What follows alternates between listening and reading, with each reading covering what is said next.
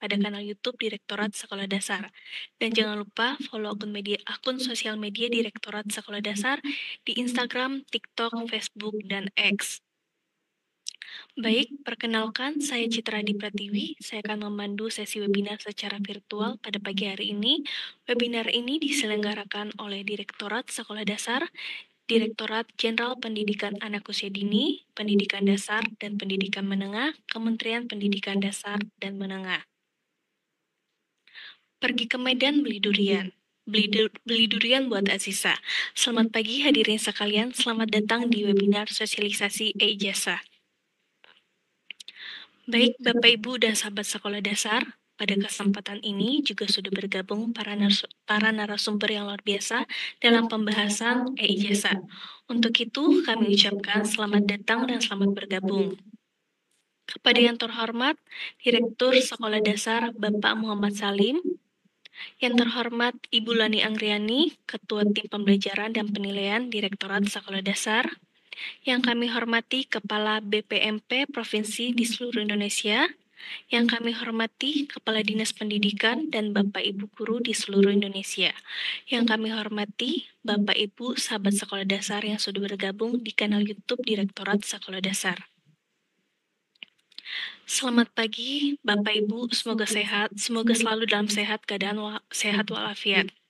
Pertama-tama kita panjatkan puji dan syukur kehadirat Allah Subhanahu wa Ta'ala atas nikmat dan karunia-Nya kepada kita semua sehingga pada tanggal 8 Mei 2025 kita dapat bersama-sama mengikuti webinar sosialisasi e-ijazah 2025 untuk jenjang sekolah dasar dalam keadaan sehat walafiat. Hadirin yang kami hormati, untuk meningkatkan nasionalisme kita, marilah bersama-sama menyanyikan lagu kebangsaan Indonesia Raya.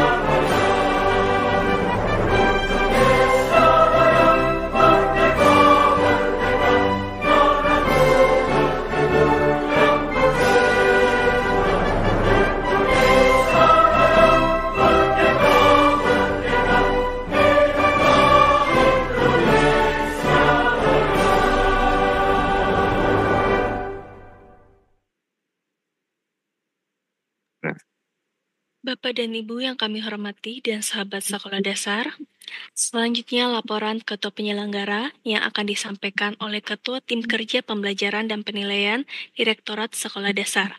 Kepada Ibu Lani Anggriani, disilahkan. Terima kasih Mbak Citra, suara saya cukup jelas? Cukup jelas, Bu. Oke. Bismillahirrahmanirrahim. Assalamualaikum warahmatullahi wabarakatuh. Salam sejahtera bagi kita semua. Om Swastiastu, Namo Buddhaya, salam kebajikan, ya Rahayu. Yang terhormat Bapak Direktur Sekolah Dasar, Bapak Muhammad Salim Somad. Yang kami hormati Bapak Ibu perwakilan dari Dinas Pendidikan Kabupaten Kota di 514 Kabupaten Kota. Yang kami hormati Bapak Ibu narasumber baik dari Setdijen PAUD Dasmen maupun dari Pusdatin Kemdikdasmen, serta Bapak Ibu Kepala Sekolah, guru maupun operator SD negeri, swasta maupun satuan pendidikan kerjasama di Indonesia, dan juga para Adikbud, Kepala Sekolah Indonesia Luar Negeri, serta seluruh penonton sahabat sekolah dasar dimanapun Anda berada yang saya banggakan. Pertama-tama mari kita panjatkan puji dan syukur kehadirat Allah Subhanahu wa taala Tuhan yang Maha Esa.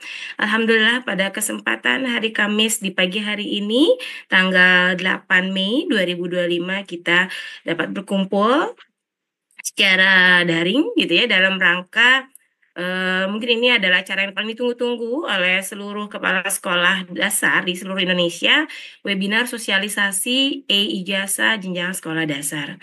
Bapak Direktur, Bapak Ibu yang saya hormati, mohon izin saya Lani ingin menyampaikan beberapa hal terkait dengan kegiatan ini. Kegiatan ini kami laksanakan melalui kanal YouTube Direktorat Sekolah Dasar untuk dapat menjangkau seluruh audiens yang lebih luas, mulai dari berbagai unsur yaitu dinas pendidikan, kepala sekolah, guru, operator sekolah, dan tak terkecuali para orang tua. Momen ini mungkin momen yang paling ditunggu-tunggu Bapak Direktur dan Bapak Ibu karena ini merupakan sosialisasi kita untuk jenjang sekolah dasar dalam rangka kebijakan terbaru tentang e-ijazah atau elektronik ijazah. Tujuan kegiatan ini harapannya dapat memberikan pemahaman yang komprehensif kepada seluruh dinas pendidikan dan satuan pendidikan tentang mekanisme bagaimana penerbitan ijazah berbasis elektronik ini yang berupa mencakup pemutahiran data peserta didik, kemudian juga proses verifikasi dan validasi atau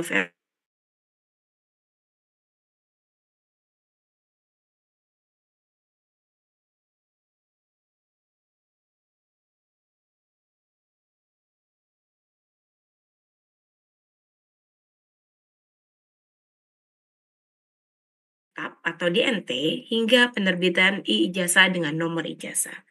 Harapannya Bapak Ibu stakeholder bisa mendengarkan, menyimak dengan seksama dari awal hingga akhir acara karena untuk dapat agar Bapak Ibu, terutama Dinas Pendidikan dapat memastikan bahwa data peserta didik sudah valid dan harapannya kita akan meminimalisir data residu gitu Bapak Ibu ya jika terdapat data residu. Jadi seperti ketidaksesuaian nama, mungkin juga akun double, NIK, NISN atau identitas lainnya dan sekolah dapat segera melakukan perbaikan-perbaikan. Jadi untuk SD ini Pak Direktur saya sampaikan tidak terlalu banyak data residu sehingga saat ini kami pun juga paralel tetap berkoordinasi dengan teman-teman dari UPT kita, BPMP maupun BPMP untuk mengingatkan selalu kepada Dinas Pendidikan dalam rangka meminimalisir data residu ini. Harapannya juga kita akan memastikan di kegiatan ini tidak ada peserta didik satupun yang tertinggal gitu ya karena kendala teknis ataupun administratif. Demikian Bapak Direktur, Bapak Ibu sekalian, laporan yang bisa saya sampaikan dan mohon perkenanan Bapak untuk memberikan arahan sekaligus membuka secara resmi webinar sosialisasi penerbitan atau pengelolaan e-ijazah di sekolah dasar. Saya akhiri, mohon maaf atas segala kekurangan. Wabillahi taufiq wal hidayah. Wassalamualaikum warahmatullahi wabarakatuh. Terima kasih. Waalaikumsalam warahmatullahi wabarakatuh. Terima kasih Ibu Lani Anggreni yang telah menyampaikan laporan kegiatan. Selanjutnya, kami mohon perkenan Bapak Muhammad Salim, Direktur Sekolah Dasar, untuk memberikan arahan kegiatan serta membuka webinar ini secara resmi. Kepada yang terhormat, Bapak Muhammad Salim, dipersilahkan. Terima kasih Mbak Citra. Assalamualaikum warahmatullahi wabarakatuh. Selamat pagi, salam sejahtera untuk kita semua. Om Swastiastu, Namo Buddhaya, salam kebajikan. Yang sama-sama kita hormati Dinas Pendidikan Kabupaten Kota, para narasumber, baik dari Setitjen Potdasmen maupun Pusdatin, rekan-rekan Direktorat SD, para kepala sekolah, guru maupun operator SD negeri, swasta, maupun Satuan Pendidikan Kerjasama SPK di Indonesia, para Tikbud dan kepala sekolah luar negeri, seluruh penonton YouTube Direktorat SD dimanapun berada yang saya banggakan. Pertama, marilah kita panjatkan puji dan syukur kepada Allah Subhanahu wa taala karena berkat rahmat dan inahnya lah di pagi yang cerah ini kita dapat beraktivitas dan berjumpa secara daring untuk mengikuti kegiatan webinar sosialisasi e-ijazah jenjang sekolah dasar 2025 dalam keadaan sehat. Tentunya kita selalu berharap terus diberikan nikmat kesehatan sehingga kita senantiasa dapat mengawal pendidikan berbundu untuk semua dengan baik, sehat, dan lancar. Bapak Ibu rekan-rekan sekalian, sebagai upaya internalisasi joyful, hal yang menggembirakan dalam pendekatan deep learning, pembelajaran mendalam, izinkan saya mengawalinya dengan pantun. Buah jeruk berbunga melati, adonan roti dikasih ragi. Mari kita ketuk semua pintu hati untuk senantiasa bekerja sama dan bersinergi. Ada satu lagi nih, kain songket dari Palembang, kain kerawang dari Kalimantan. Melalui e-ijazah, ayo kita semua terbang melayang, tingkatkan mutu pendidikan. Baik, Bapak Ibu, rekan-rekan sekalian yang saya hormati, sebagaimana kita ketahui bersama bahwa ijazah merupakan dokumen yang menandakan kelulusan peserta didik dari suatu jenjang pendidikan. Nggak apa-apa, kita ikut. Sebagai dokumen yang memiliki nilai hukum, ijazah harus dikelola dengan tertib, akurat, dan akuntabel agar tidak menimbulkan permasalahan administratif di kemudian hari. Pada tanggal 7 Oktober 2024, pemerintah telah mengeluarkan Permendikbudristek nomor 58 tahun 2024 tentang ijazah jenjang pendidikan dasar dan menengah. Regulasi ini tentunya menjadi tonggak perubahan tata kelola ijazah. Dari yang semula dikelola secara konvensional menggunakan belangko menjadi ijazah elektronik. Permendikbud tersebut menyebutkan bahwa tata kelola ijazah akan diselenggarakan secara modern, sederhana, dan dengan memanfaatkan teknologi informasi. Seiring perjalanan kebijakan ijazah pada tanggal 20 Maret 2025 yang lalu, Kemdikbudristek telah menerbitkan pedoman pengelolaan ijazah. Pedoman tersebut tentunya disusun dengan tujuan memberikan panduan teknis dan sistematis agar seluruh proses pengelolaan ijazah mulai dari validasi data, penomoran ijazah, dan seluruh penatausahaannya berjalan tertib serta meminimalkan kesalahan dan atau penyalahgunaan. Bapak Ibu yang kami hormati, oleh karena pentingnya tata kelola ijazah tersebut, kami mohon bantuan Dinas Kabupaten Kota agar yang pertama mensosialisasikan pedoman pengelolaan ijazah kepada seluruh satuan pendidikan sesuai dengan kewenangan dan wilayahnya masing-masing. Selanjutnya melakukan pembinaan, pendampingan, dan pengawasan dalam tata kelola e-ijazah. Dan juga memastikan data satuan pendidikan, akreditasi, nomenklatur, dan kepala sekolah. Selain itu, Bapak Ibu rekan-rekan sekalian, kami juga memohon bantuan para satuan pendidikan di seluruh Indonesia agar melakukan pemutakhiran data peserta didik. Juga memastikan validasi data peserta didik tingkat akhir atau calon para lulusan, dan memeriksa kesesuaian data kepala sekolah yang akan menandatangani e-ijazah. Validasi data penerima ijazah akan menjadi langkah penting untuk memastikan keakuratannya. Oleh karena itu, kita perlu memastikan bahwa data peserta didik benar-benar sudah valid. Jika terdapat data residu, sebagaimana disampaikan oleh Tehlani, seperti tidak kesesuaian nama, NIK, NISN, atau identitas lainnya, segera wajib untuk memperbaikinya. Karena data residu akan menghambat proses validasi dan dapat mempengaruhi tentunya e-ijazah yang pada gilirannya berdampak pada para peserta didik kita semua. Selain itu, sekolah juga harus memastikan jumlah peserta didik di data Dapodik sesuai dengan jumlah sebenarnya. Jadi harus sesuai dengan kondisi data existing yang ada. Kami berharap agar Dinas Pendidikan, Kabupaten Kota, Kepala Sekolah, Operator Sekolah mensukseskan bersama-sama kebijakan e-ijazah, karena itu tentunya demi kepentingan dan masa depan anak didik kita bersama. Semoga webinar ini dapat memberikan manfaat bagi seluruh pihak yang terlibat dalam pengelolaan ijazah dan turut berkontribusi dalam meningkatkan kualitas administrasi pendidikan di Indonesia. Akhirnya, saya ucapkan terima kasih kepada seluruh pihak yang telah mendukung kegiatan ini. Mari kita bersama memberikan layanan yang bermutu untuk semua.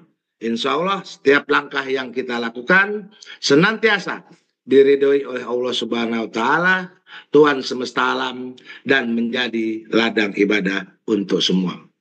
Dan akhir kata, saya ucapkan terima kasih lagi kepada teman-teman, dan dengan mengucap Bismillahirrahmanirrahim, acara webinar ini saya buka secara resmi. Diawali dengan pantun, kata Tehlani harus diakhiri juga dengan pantun. Begitu Teh ya? Sungguhlah nan cantik gadis remaja. Cakep. Ah, itu tadi nggak ada cakepnya ini. Berparas ayu, bermata bening, dan tinggi semampai.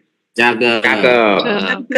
Selamat mengikuti sosialisasi ijazah dengan seksama agar target modernisasi yang diharapkan dapat tercapai. Demikian Bapak Ibu sekalian, nasrun minallah wa fatrun qarib wa basyiril mu'minin. Assalamualaikum warahmatullahi wabarakatuh. Waalaikumsalam warahmatullahi wabarakatuh. Terima kasih kepada Bapak Muhammad Salim atas arahan serta membuka webinar secara resmi. Hadirin yang kami hormati, demi kelancaran acara ini, marilah kita berdoa bersama-sama, doa menurut agama dan kepercayaan masing-masing. Berdoa dipersilahkan. Berdoa selesai. Untuk sesi selanjutnya, saya arahkan ke moderator, Bapak Yohan Rubiantoro, dipersilahkan. Terima kasih. Selamat pagi Bapak Ibu semua, Sobat Sekolah Dasar. Perkenalkan, saya Yohan Rubiantoro dari Direktorat Sekolah Dasar. Pagi ini saya akan memandu jalannya sesi webinar. Kami menghadirkan 2 orang narasumber. Yang pertama adalah Bapak Saris Simanjuntak dari Sekretariat Ditjen PAUD, Pendidikan Dasar dan Pendidikan Menengah. Saris, begitu dia akrab disapa, adalah seorang perancang peraturan perundang-undangan di Ditjen PAUD, Pendidikan Dasar dan Pendidikan Menengah. Narasumber yang kedua adalah Anggun. Mbak Anggun berasal dari Pusat Data dan Teknologi Informasi. Kedua orang narasumber yang kami hadirkan ini sudah mengikuti proses perjalanan kebijakan e-ijazah sedari awal. Karena itu, kami yakin informasi yang akan disajikan oleh kedua narasumber dapat membawa manfaat bagi kita semua. Sesi webinar kali ini pertama akan disampaikan oleh Mas Saris. Materi pertama akan disampaikan oleh Mas Saris selama kurang lebih 40 menit. Lalu berikutnya dilanjutkan oleh pemaparan materi dari Mbak Anggun. Kemudian setelah itu kita lanjutkan dengan sesi tanya jawab. Bapak Ibu yang ingin menanyakan terkait tentang e-ijazah untuk jenjang sekolah dasar, silahkan cantumkan dalam kolom komentar di kanal YouTube kami. Setelah kedua narasumber memberikan materi, barulah kita akan melakukan sesi tanya jawab. Baik, kami persilahkan kepada narasumber pertama kita, Pak Sari Simanjuntak, untuk memberikan materi terkait tentang regulasi e-ijazah. Silahkan. Baik, terima kasih Pak Yohan untuk waktu dan kesempatannya. Ya, semoga suara saya sudah dapat terdengar, Pak Yohan. Terdengar jelas. Baik, terima kasih Pak Yohan. Ya, selamat pagi Bapak Ibu semua.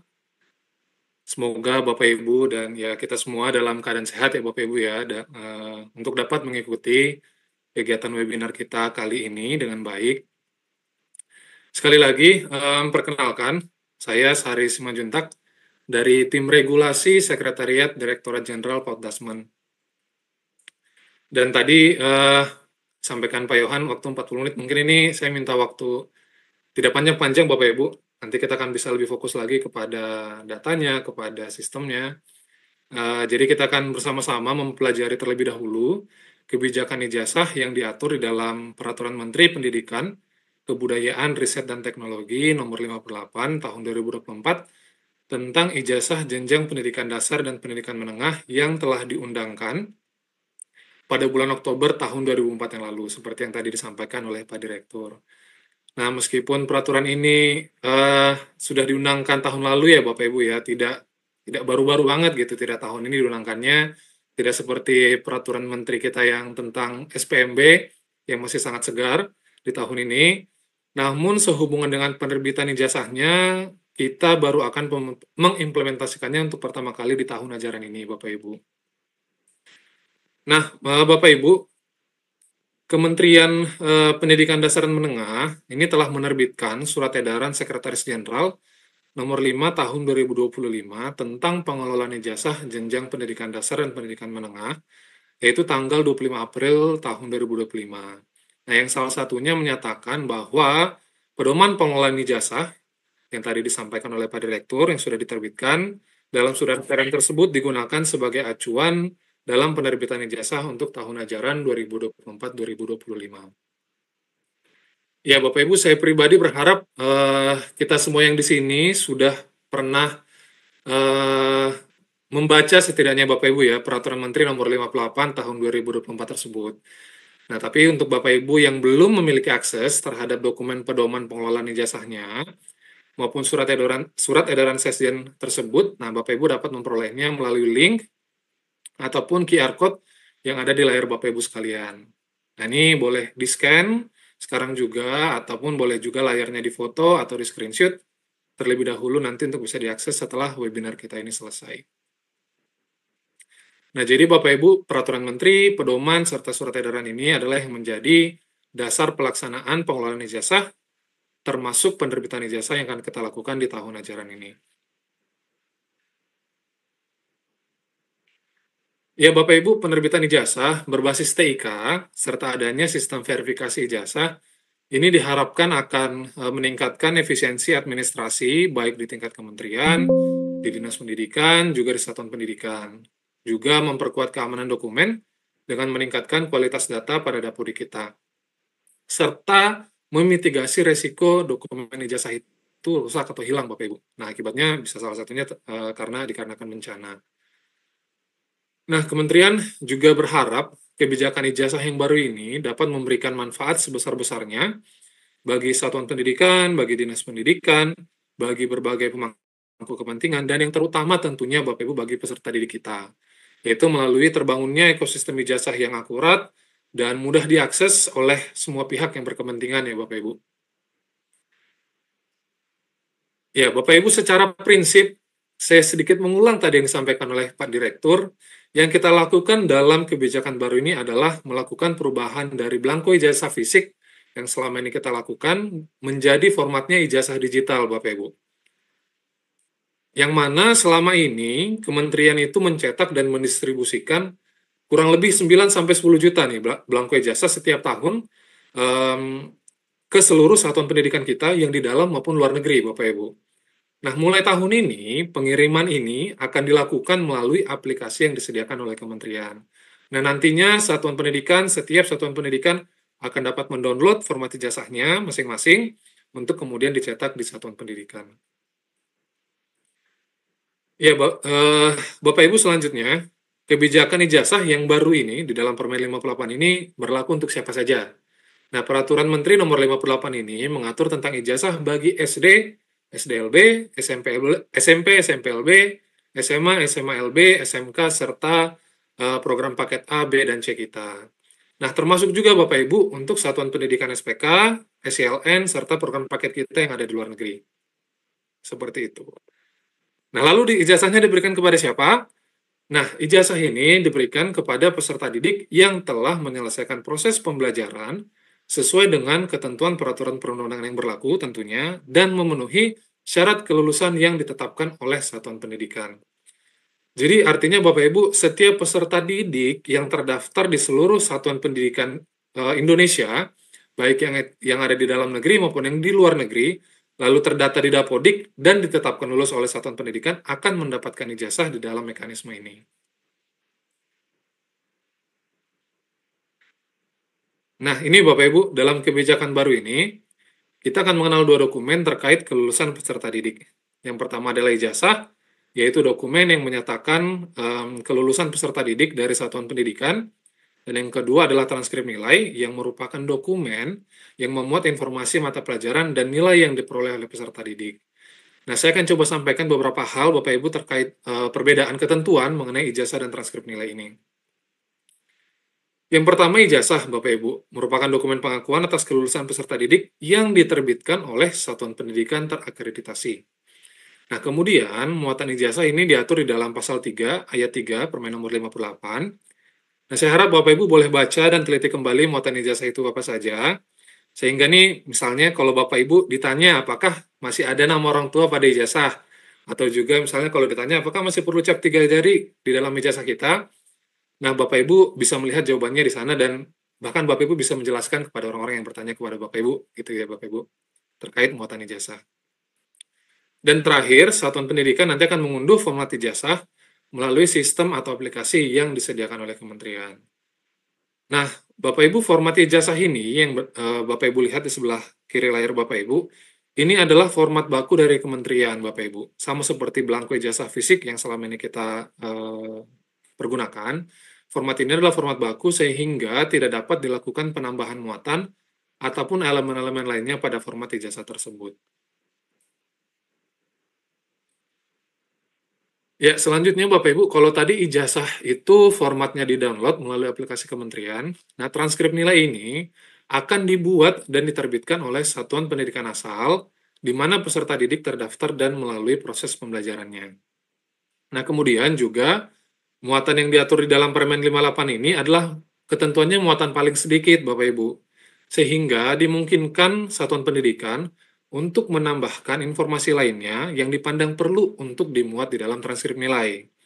Contohnya, kalau satuan pendidikan ingin menambahkan informasi tentang kurikulum yang digunakan, atau juga misalnya satuan pendidikan ingin menambahkan informasi tentang jenis kekhususan bagi peserta didik penyandang disabilitas. Itu dimungkinkan ya Bapak Ibu. Nah, kemudian Permen 58 ini dan juga pedomannya tidak membatasi Bapak Ibu tentang penulisan transkrip nilai ini, apakah harus diketik atau ditulis tangan.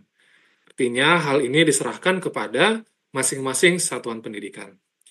Dan terakhir Bapak Ibu, kolom mata pelajaran yang ada pada transkrip nilai ini dapat diisi sesuai dengan kurikulum yang digunakan oleh satuan pendidikan.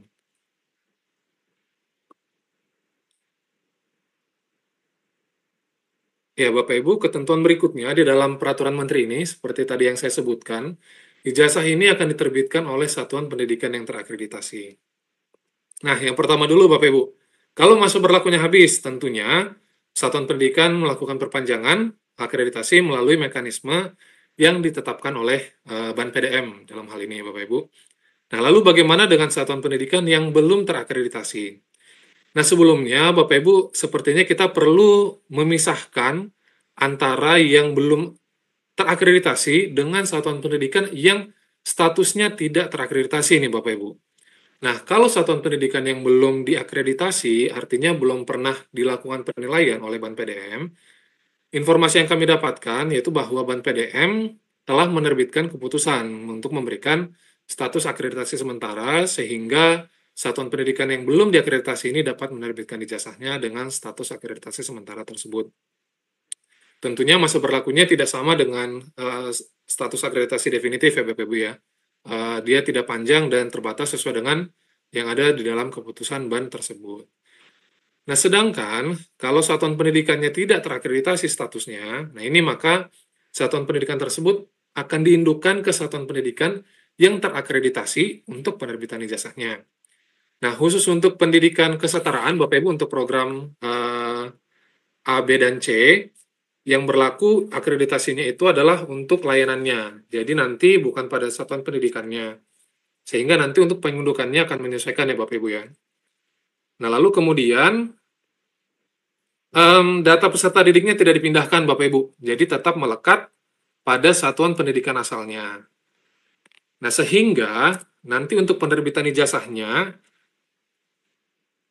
akan tertulis nama satuan pendidikan asal peserta didik dengan penandatanganan yang dilakukan oleh kepala satuan pendidikan induknya. Jadi seperti itu ya Bapak Ibu ya. Jadi nanti ketika peserta didik dinyatakan lulus, akan tetap dinyatakan lulus dari satuan pendidikan di mana dia terdaftar. Tapi untuk penerbitannya akan dilakukan oleh satuan pendidikan induk. Nah Bapak Ibu, untuk satuan pendidikan induk ini akan ditetapkan oleh Dinas Pendidikan, oleh Kementerian atau Atasé Pendidikan sesuai dengan kewenangannya untuk setiap tahun ajaran berkenaan. Nah, berikutnya Bapak Ibu akan dilakukan pemetaan terkait peserta didik tingkat akhir yaitu sebagai calon penerima ijazah di tahun ajaran ini. Yaitu yang pertama ada tiga tahapan Bapak Ibu. Yang pertama ada daftar nominasi sementara atau DNS. Kemudian kita akan berbicara tentang penetapan kelulusannya dan ada daftar nominasi tetapnya, yaitu nama-nama yang akan menerima ijazah di tahun ajaran ini.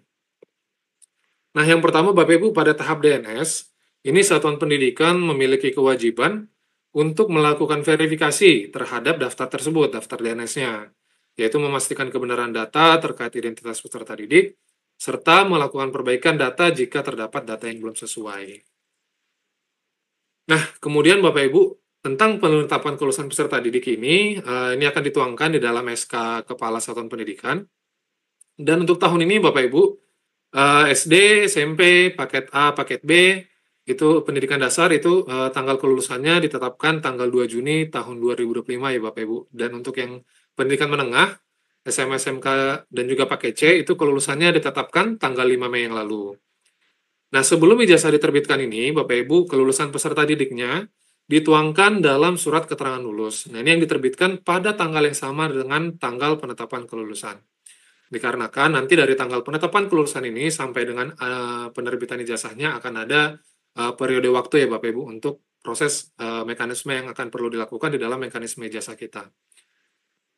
Nah, selanjutnya untuk dapat ditetapkan sebagai DNT tadi yang disampaikan oleh Bulani gitu ya dalam pembukaannya, dalam sambutannya, nanti satuan pendidikan akan perlu membuat surat pernyataan tanggung jawab mutlak SPTJM untuk menyatakan data yang ada di dalam DNS tadi dan yang sudah ditetapkan kelulusannya itu sudah benar. Nah, DNT ini akan ditetapkan paling lambat 14 hari kerja setelah tanggal penetapan kelulusan peserta didik. Nah, selanjutnya Bapak Ibu, Kementerian juga akan menyediakan sistem untuk dapat melakukan verifikasi atas ijazah yang diterbitkan mulai dari tahun ini, artinya yang menggunakan mekanisme yang diatur dalam Permen 58. Nah, verifikasi ini akan dilakukan terhadap nomor ijazah nasional yang tertera pada ijazah. Ya, adapun nomor ijazah itu terdiri dari 15 angka Bapak Ibu nantinya. Ada kode negara, kode satuan pendidikan, lalu ada tahun lulus, ada nomor urut nasional, serta nomor acaknya. Nah, untuk kode satuan pendidikan, nah ini seperti yang Bapak Ibu perhatikan di layar, contohnya ada SD nanti akan menggunakan kode 11, kalau di SMP nanti kodenya 21, dan seterusnya. Nah, sebagai contoh Bapak Ibu, nomor ijazah nasional nih untuk ijazah dalam negeri, nanti nomor ijazah nasionalnya adalah 131202500357349. Itu contoh nomor ijazah nasional untuk satuan pendidikan SMA di dalam negeri.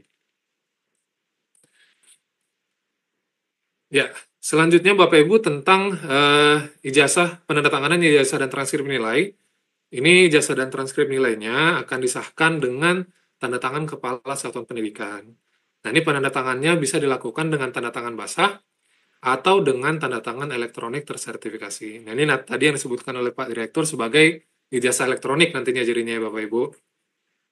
Nah, ketentuan berikutnya yaitu kalau stempel itu nanti hanya akan perlu dibubuhkan jika ditandatangani dengan tanda tangan basah. Nah, ini kita mengikuti ketentuan untuk dokumen elektronik yang berlaku pada saat ini, Bapak Ibu. Nah, ini terkait status kepala sekolah masih sama seperti ketentuan di tahun-tahun sebelumnya, Bapak Ibu. Untuk kepala satuan pendidikan dengan status pelaksana tugas atau PLT itu dapat menandatangani ijazah maupun transkrip nilai.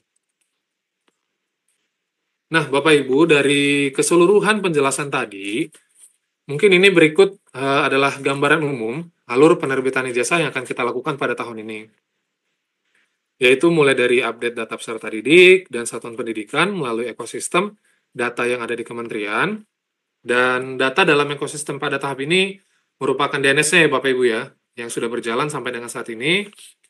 Lalu nanti ada penetapan kelulusan peserta didik, yang SK-nya nanti akan dimasukkan, diunggah di dalam sistem manajemen ijazah. Selanjutnya ada DNT.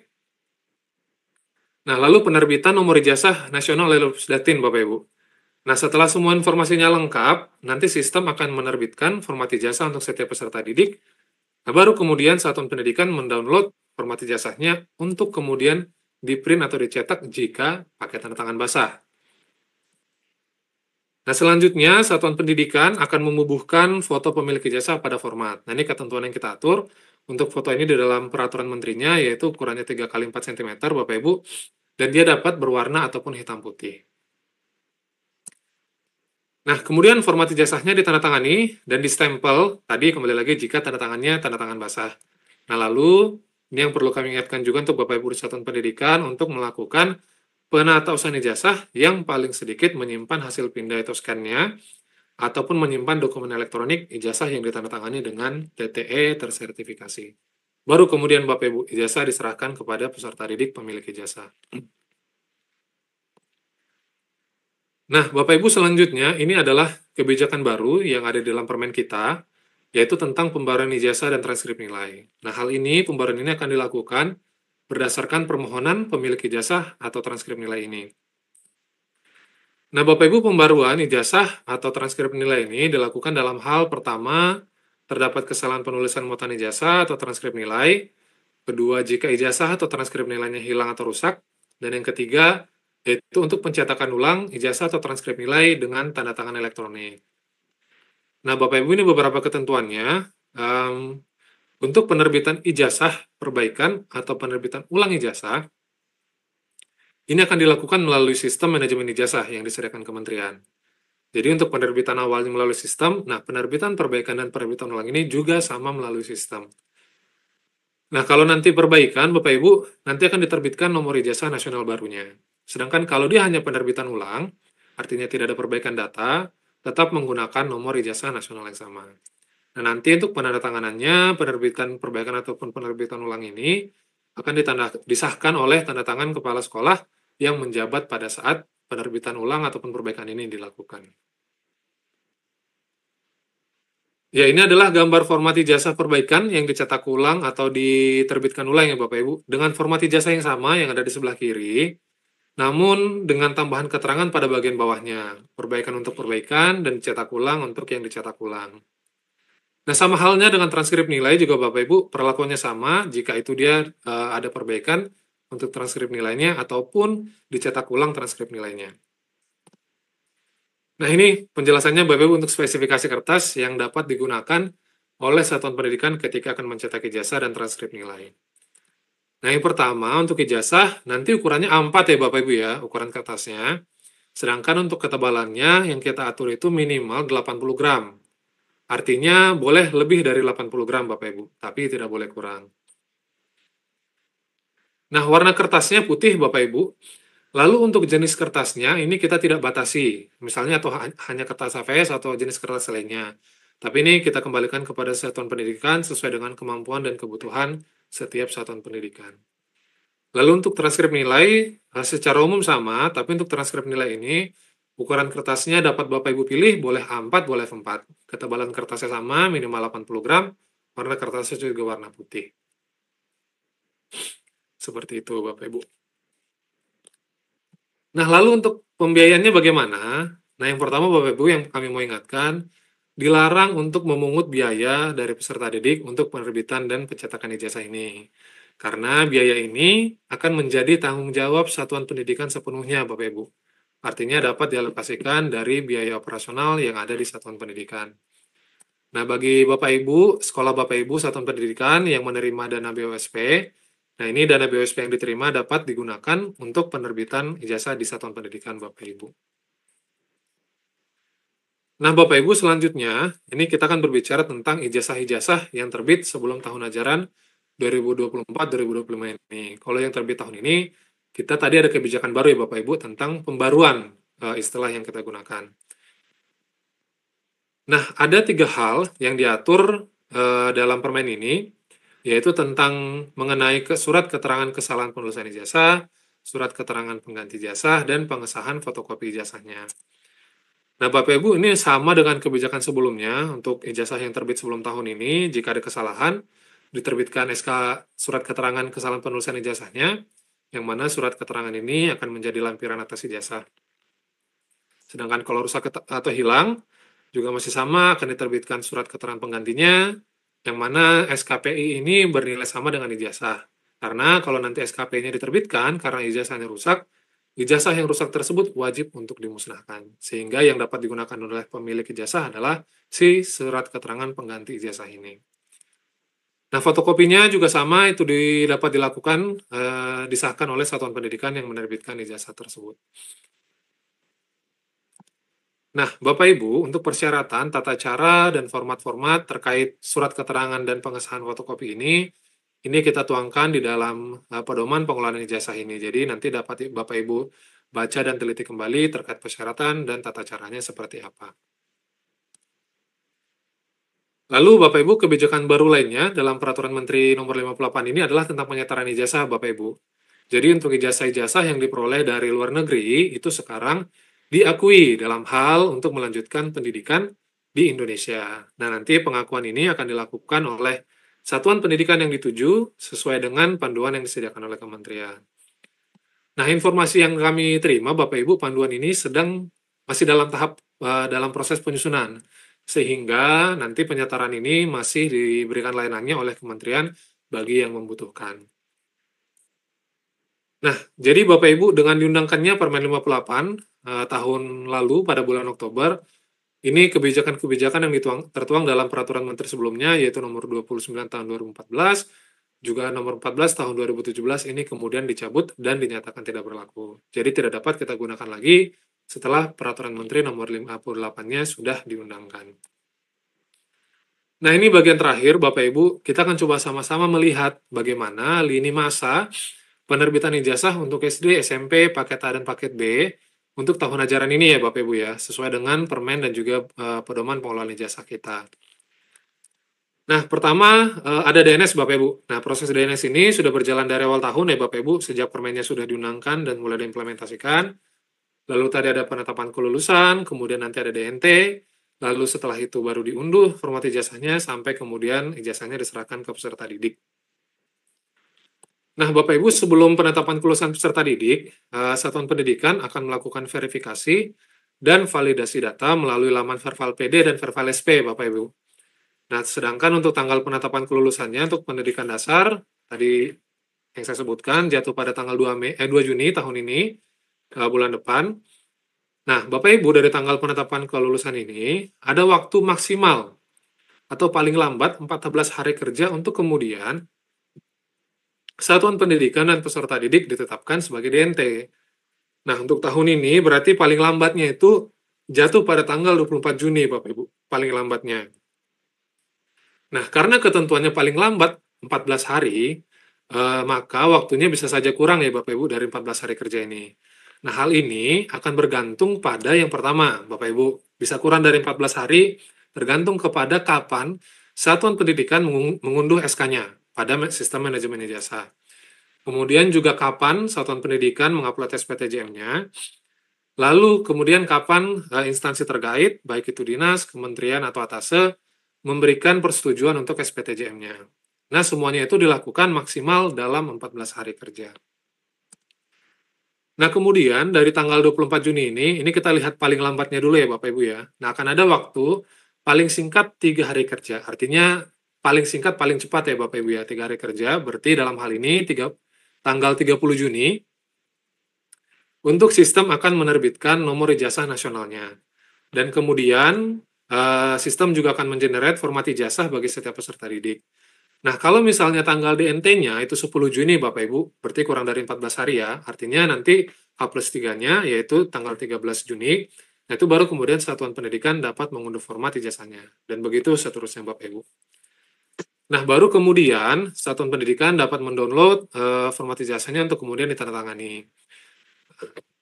Baru kemudian setelah itu diserahkan kepada peserta didik. Jadi seperti itu ya Bapak Ibu untuk gambaran penerbitan ijazah di tahun ini untuk jenjang pendidikan dasar. Nah, hal ini untuk alurnya juga berlaku sama Bapak Ibu untuk jenjang pendidikan menengah dengan alur yang sama, namun penetapan kelulusannya itu adalah tanggal 5 Mei yang lalu. Jadi sudah dilakukan penetapan kelulusannya, jadi sudah berjalan untuk sampai nanti akhirnya dapat ditetapkan daftar nominasi tetapnya untuk pendidikan menengah. Ya, demikian Bapak Ibu, Pak Yohan, materi yang dapat saya sampaikan. Semoga cukup jelas dan juga dapat dimengerti dengan baik tentang kebijakan ijazah yang diatur di dalam Permen 58 tahun 2024 beserta dengan pedomannya. Terima kasih banyak Bapak Ibu untuk perhatian yang diberikan sepanjang pemaparan materi ini, dan untuk selanjutnya saya kembalikan kepada Pak Yohan. Terima kasih. Ya, terima kasih banyak Pak Saris atas presentasinya. Baik Bapak Ibu, Sobat Sekolah Dasar, setidaknya ada beberapa hal penting yang kami catat dan perlu kita ingat bersama dari paparan Pak Saris tadi. Yang pertama bahwa tampilan maupun informasi yang tertera di dalam ijazah elektronik itu kurang lebih sama dengan belangko ijazah digital. Hanya saja metodenya untuk ijazah elektronik ini sekolah bisa langsung mengunduh atau mendownload ijazah tersebut, sehingga ini akan relatif lebih mudah bagi murid dan juga orang tua. Kemudian yang kedua, bagi sekolah yang tidak terakreditasi,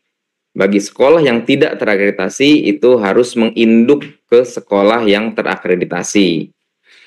Kemudian perlu kita ingat bersama Bapak Ibu, kepala sekolah dan juga Dinas Pendidikan Kabupaten Kota bahwa tanggal kelulusan untuk SD dan sederajat itu adalah tanggal 2 Juni.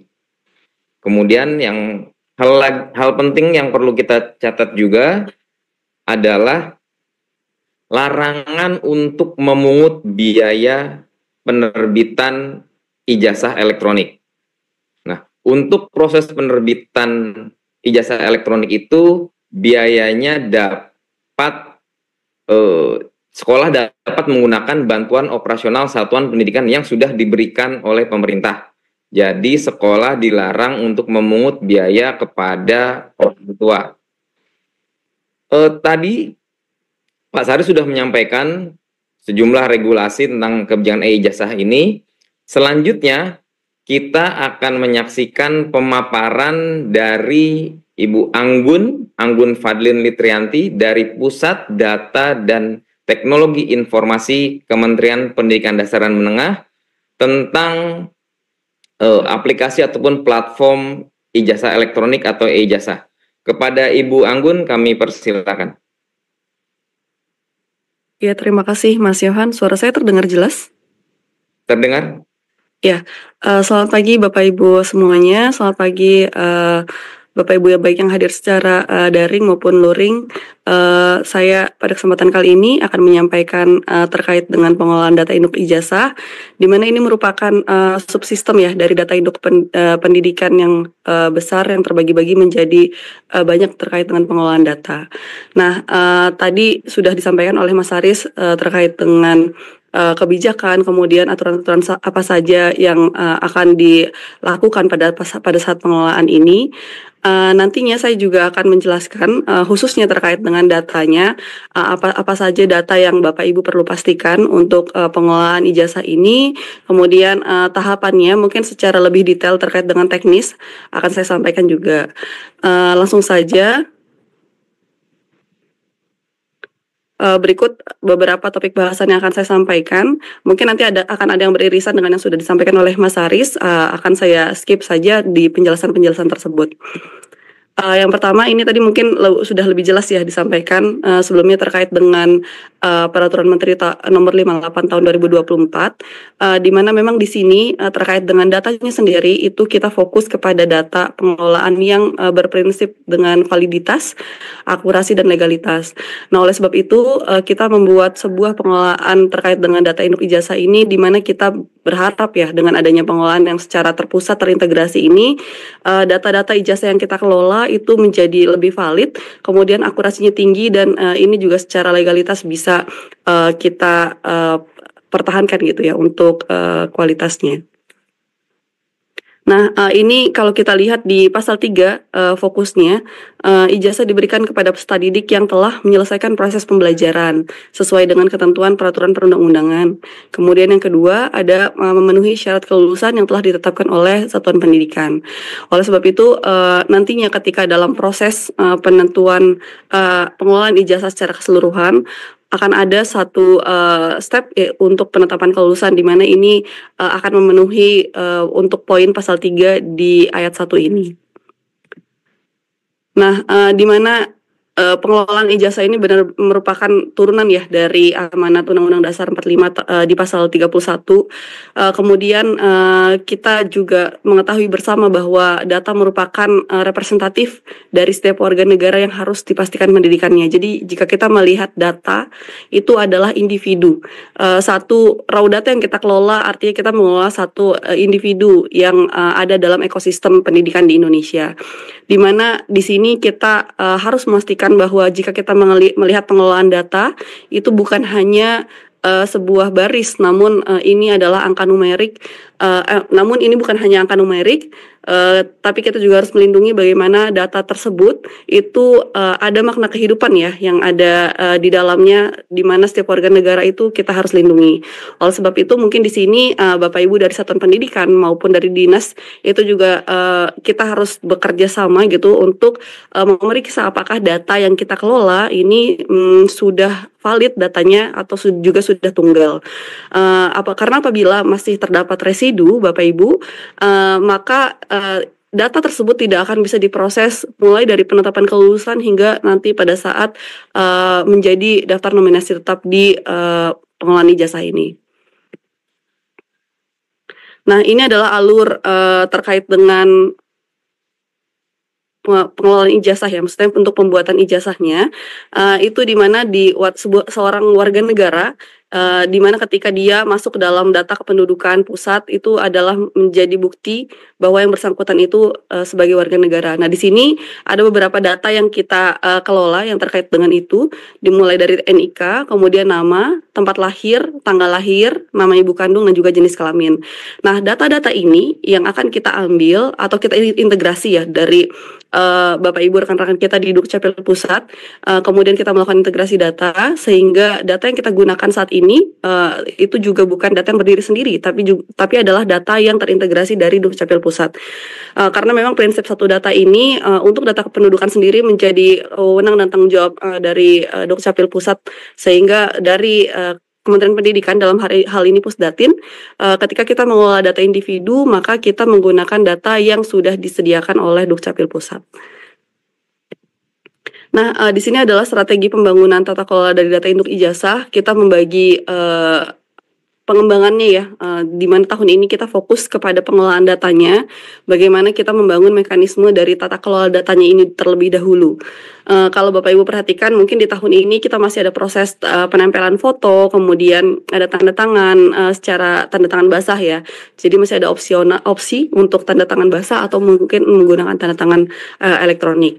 Nah, ini harapannya memang ke depannya pengembangan dari pengelolaan ijazah ini sendiri secara sistem itu akan meningkat, dikembangkan lagi sehingga tidak ada lagi cetak ya, proses cetak, sehingga secara keseluruhan ini akan betul-betul menjadi ijazah gitu, di mana sudah tidak ada lagi lembaran yang tercetak pada saat final dari proses ini sendiri. Seluruhnya sudah dikelola oleh sistem, termasuk foto, kemudian juga tanda tangan dari yang mengesahkan ijazahnya sendiri. Nah, ini secara platform kita membagi pengelolaan ijazah menjadi 3, di mana yang pertama ada dashboard, kemudian manajemen, dan juga portal. Nah, untuk dashboard ini kita menampilkan validasi dan residu data peserta didik tingkat akhir. Sebetulnya kenapa kita membagi ini menjadi 3 ya, agar fokus untuk masing-masing platformnya itu fungsinya berbeda. Yang pertama untuk yang dashboard ini tadi ya, jadi Bapak Ibu ketika ingin melihat apakah masih ada residu di satuan pendidikan atau mungkin di wilayah Bapak Ibu sekalian, itu bisa melihat di dashboard ini. Nanti di akhir akan saya tampilkan terkait dengan linknya atau mungkin laman yang bisa Bapak Ibu akses untuk melihat dashboard, manajemen, dan juga portal. Nah, kemudian yang kedua, nah ini terkait dengan pengelolaannya sendiri. Ketika di dashboard Bapak Ibu sudah memastikan peserta didiknya ini menjadi daftar nominasi sementara atau DNS, kemudian nanti inilah yang akan dikelola di manajemen. Jadi nanti pada saat di manajemen Bapak Ibu menetapkan kelulusan, kemudian membuat SPTJM dan mengunduh untuk ijazahnya ini di manajemen. Nah, kemudian untuk portal sendiri ini adalah laman publik, bisa diakses tanpa login oleh masyarakat nanti untuk melakukan pengecekan. Jadi ketika nanti peserta didik kita sudah mendapatkan ijazah, data-data yang tertera di ijazah tersebut itu bisa kita lakukan pencarian di portal sehingga nanti bisa dilihat apakah data tersebut atau file ijazah tersebut itu valid atau tidak.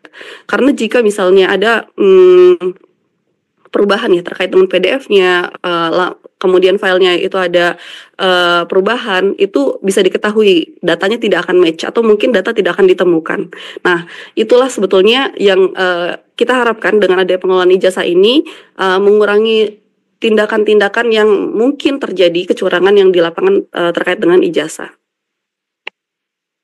Nah, untuk sistem tata kelola datanya itu sendiri, dari mulai proses input, ini kita berbicara pengelolaan data secara besar.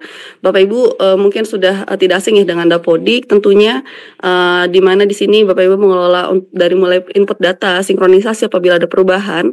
Nah, ini juga kita menggunakan data Dapodik dalam proses pengelolaan ijazah. Nah, untuk Bapak Ibu yang ada di Kementerian Agama itu dari EMIS, dan juga satu sumber subsistem terkait dengan input data ini kita gunakan juga dari BAN, di mana di sini kita melakukan integrasi terkait dengan akreditasi dari satuan pendidikan. Tadi yang sudah disampaikan sebelumnya bahwa memang yang sekolah atau satuan pendidikan yang tidak terakreditasi ini akan diindukkan ke sekolah yang sudah terakreditasi. Oke, kemudian dari verifikasi dan validasi datanya itu akan menggunakan subsistem Verval calon penerima ijazah atau tadi yang saya sampaikan itu dashboard. Kemudian lanjut untuk calon penerima ijazahnya itu akan menggunakan manajemen, dan terakhir terkait dengan penerbitan itu kita bisa melakukan verifikasi dan validasi data ijazahnya itu di portal yang bisa diakses oleh publik tanpa login pada akun terlebih dahulu. Nah, ini kalau kita lihat data yang dikelola itu mulai dari tahap 1 atau DNS, itu adalah data-data yang saat ini sudah ada existing datanya di tahap 1 DNS. Mulai dari nama, tempat lahir, tanggal lahir, nama satuan pendidikan, NPSN dan NISN. Nah, ini adalah data-data yang memang perlu dipastikan validitas dan juga kebenaran datanya. Kemudian ketika nanti sudah menjadi DNT, proses pengelolaan ini sudah dilakukan gitu ya Bapak Ibu. Ketika sudah dilakukan proses, kemudian disetujui oleh dinas SPTJM-nya, maka nanti akan muncul variabel-variabel baru untuk melengkapi data ijazah peserta didik kita. Itu mulai dari nomor ijazah nasional, seterusnya sampai nanti untuk SMK ada program keahlian gitu. Jadi agak sedikit berbeda untuk ijazah di SMK. Nah, ini sebelumnya di pengingat ya, di 29 Januari di 2025 di tahun ini, di awal tahun, itu kami dari Pusdatin juga sudah mengeluarkan pemberitahuan ya, atau mungkin himbauan gitu kepada Bapak Ibu di Dinas Pendidikan baik dari provinsi maupun kabupaten kota. Di sini kami menghimbau untuk perbaikan datanya terkait dengan penyiapan data yang akan menerima ijazah di tahun ini. Nah, jadi memang proses ini sudah cukup lama ya, dari Januari, berarti praktis dari Februari. Harapannya memang tidak ada hak peserta didik yang nantinya akan terancam ya tidak mendapatkan ijazah karena mungkin datanya tidak lengkap atau mungkin tidak valid, atau permasalahan-permasalahan yang memerlukan waktu yang cukup panjang penyelesaiannya itu terkait dengan Dukcapil. Jadi jika ada peserta didik yang mungkin masih belum valid NIK-nya atau mungkin belum sesuai identitasnya, itu bisa segera diproses. Nah, ini kalau kita lihat dari Februari sejak dikeluarkannya surat tersebut, ini sudah secara progres ya penurunan dari mulai residu NISN peserta didik maupun dari residu kependudukan ini cukup bagus ya, secara tren itu turun, mulai dari, terutama kalau kita lihat ya, ini dari data residu kependudukan ini sangat banyak di 1,2 juta. Dan ini secara keseluruhan ya Bapak Ibu, jadi bukan hanya di pendidikan dasar tapi secara keseluruhan. Kemudian di akhir April ya, di akhir April ini menurun untuk jumlah residunya itu sekitar 786.000. Jadi artinya dalam masa Februari, Maret, April 3 bulan itu ada perbaikan di 786.000. Nah, artinya di sini masih ada 500.000 data lagi yang bermasalah terkait dengan residu kependudukan. Kemudian untuk NISN itu tidak sebanyak data residu di kependudukan ya Bapak Ibu, itu ada di 200.000. Kemudian terakhir secara jumlah ini masih cukup banyak tentunya, masih di 100.000-an yang masih terdata untuk progres di residu NISN ini terdata bermasalah. Nah, tentunya kami dari Pusdatin itu juga melakukan beberapa otomasi ya, mungkin Bapak Ibu di dinas juga beberapa hari, mungkin 1 minggu terakhir yang melihat gitu, kalau misalnya sebelumnya ada residunya cukup banyak kemudian turun drastis, itu memang ada juga beberapa otomasi yang dilakukan dari sisi Pusdatin. Mulai dari teknikal ya, kami juga mencoba mencari data apabila misalnya ada peserta didik yang datanya kosong dari sisi NISN. Kemudian kami akan coba mencari data di arsip gitu, apakah ada data yang sama yang mungkin selama ini terarsip tidak aktif gitu peserta didiknya.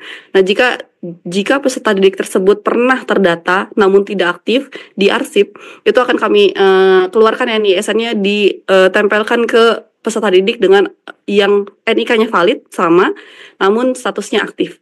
Nah, hal-hal demikian yang berkaitan dengan teknis, kemudian pengelolaan datanya itu kami coba lakukan upaya ya seoptimal mungkin juga agar residu ini juga bisa berkurang. Namun tentunya juga tidak melanggar kaidah-kaidah terkait dengan pendataan ya. Seperti tadi NIK, kami sampai hari ini kami tidak berani membuka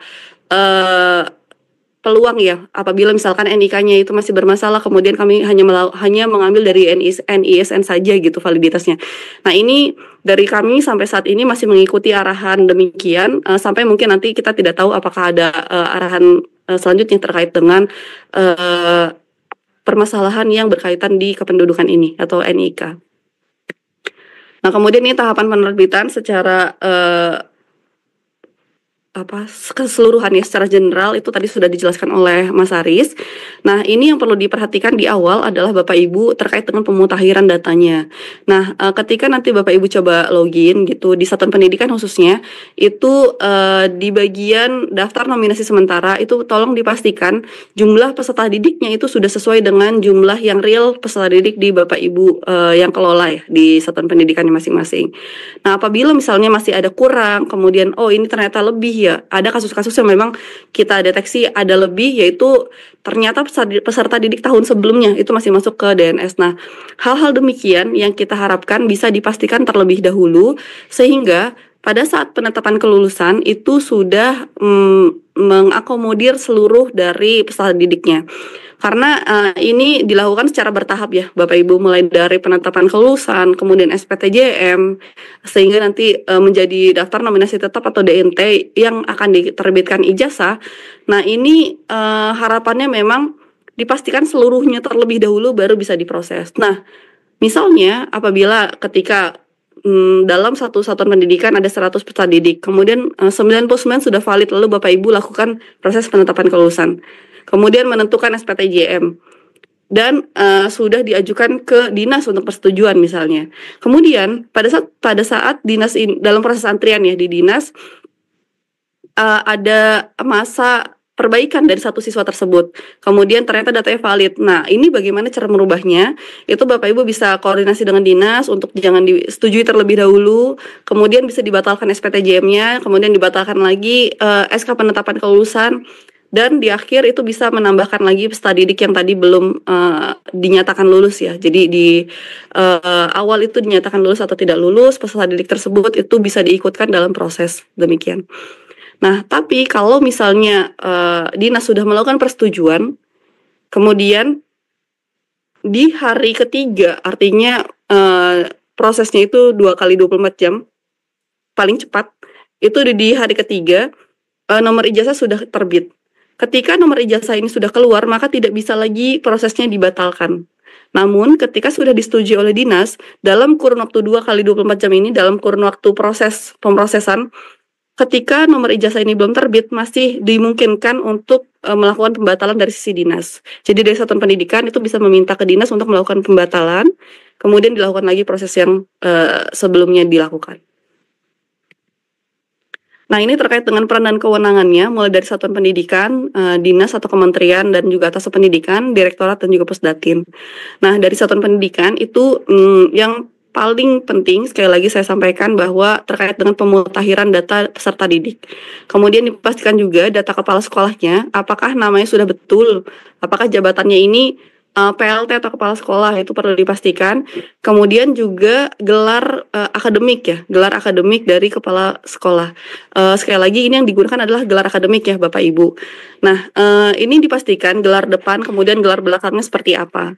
Nah kemudian nanti ketika sudah bisa dilakukan penetapan kelulusan dari peserta didiknya, dan setelah proses penetapan kelulusan selesai bisa melakukan unggah SPTJM atau surat pernyataan tanggung jawab mutlak.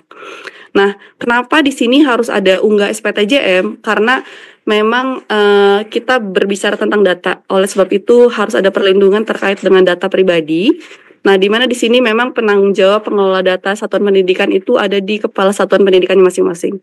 Oleh sebab itu memang kami berharap ketika ada pengajuan 100 nomor ijazah yang akan diterbitkan, maka akan harus ada orang yang bertanggung jawab terhadap 100 ini betul atau tidak. Ada atau tidak peserta didiknya. Nah ini yang perlu dipastikan. Oleh sebab itu kami memang meminta adanya tanda tangan di atas materai oleh Kepala Satuan Pendidikan terkait dengan kebenaran dari data yang diajukan ini. Kemudian dari dinas atau kementerian atau atas pendidikan ini harus memastikan data terkait dengan satuan pendidikan, mulai dari akreditasinya, nomenklatur, dan juga kepala sekolah. Nah, ini mungkin pertanyaan lanjutannya tadi terkait dengan akreditasi. Bagaimana apabila satuan pendidikan ini tidak terakreditasi?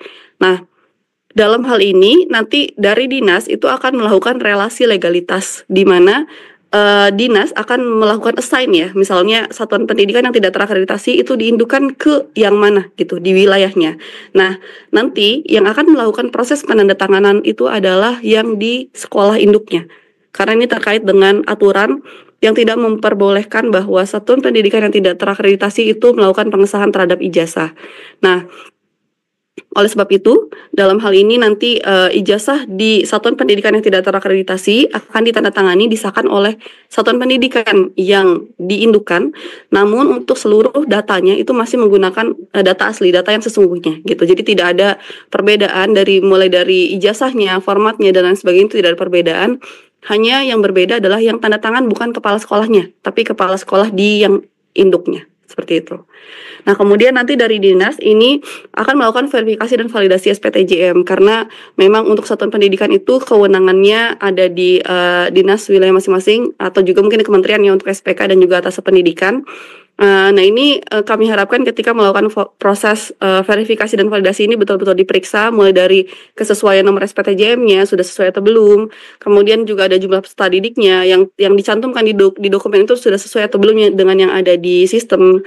Dan juga kami menampilkan barcode ya, di mana barcode itu juga berisi informasi terkait dengan berapa jumlah peserta didik yang ditetapkan kelulusannya atau yang diajukan untuk penerbitan nomor ijazah di SPTJM. Kemudian rekan-rekan dari Direktorat dan Pusdatin juga akan melakukan kewenangannya terkait dengan pengelolaan ijazah ini.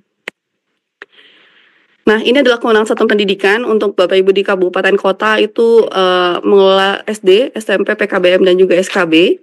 Nah, kemudian dari Dinas Pendidikan Provinsi ada SMA, SMK, dan SLB. Untuk SPK itu di bawah kementerian dari pengampunya masing-masing ya. Kemudian untuk SCLN itu ada di Bapak Ibu di atas pendidikan. Nah ini sedikit berbeda dengan Bapak Ibu yang ada di Papua, itu kewenangan SMA dan SMK sampai saat ini masih berada di pemerintah kabupaten atau kota.